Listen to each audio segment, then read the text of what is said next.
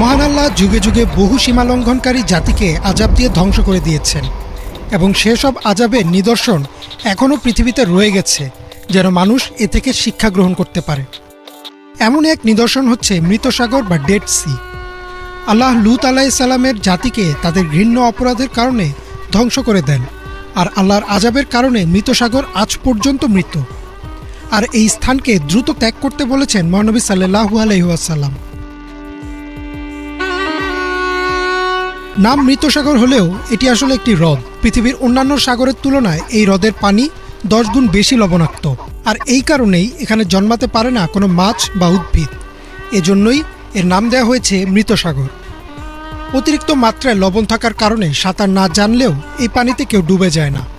স্বাভাবিক সমুদ্রপৃষ্ঠ থেকে 400 মিটার নিচে অবস্থিত হওয়ায় একে পৃথিবীর সবচেয়ে নিম্ন ভূমিও বলা হয়। মৃত সাগরের অবস্থান জর্ডান, ইসরায়েল ও ফিলিস্তিনের মধ্যবর্তী অঞ্চলে।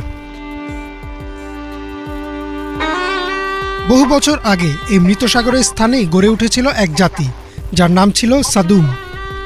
তারা ছিল একটি ফিতনা সৃষ্টিকারী জাতি। পবিত্র কোরআন ও হাদিসের ভাষ্য অনুযায়ী তাদের বহু অপরাধ ছিল, যেমন তারা তাদের এলাকার পাশ দিয়ে যাতায়াতকারী মানুষকে ডাকাতি করত। তারা ছিল প্রচণ্ড মিথ্যাবাদী।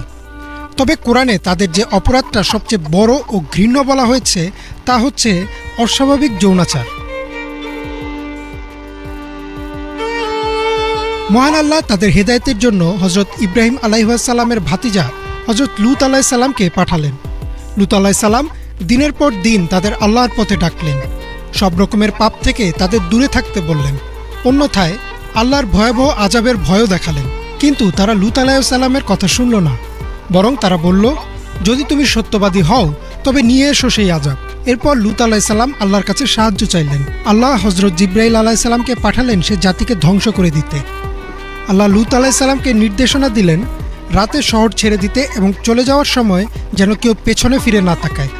কিন্তু লূত আলাইহিস সালামের স্ত্রী পেছনে ফিরে তাকায় এবং সেও সেই আযাবের মাঝে পড়ে।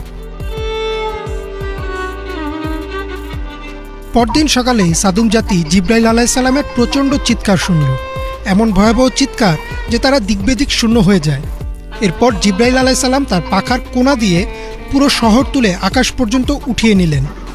এরপর উল্টো করে তা আবার নিচে ফেলে দিলেন। তারপর সেখানে শুরু হয় পাথরের বৃষ্টি। এভাবে ধ্বংস হয়ে যায় সাদুম জাতি। এই জায়গাটিতেই রয়েছে মৃত সাগর। আল্লাহর আযাবের কারণে এখানে আজ পর্যন্ত কোনো প্রাণী বা উদ্ভিদ জন্মায়নি। সহিহ মুসলিম ও বুখারী শরীফের হাদিস অনুযায়ী মহানবী সাল্লাল্লাহু আলাইহি ওয়াসাল্লাম সেসব স্থান এড়িয়ে চলার নির্দেশ দিয়েছেন যেখানে আল্লাহর গজব নাজিল হয়েছে।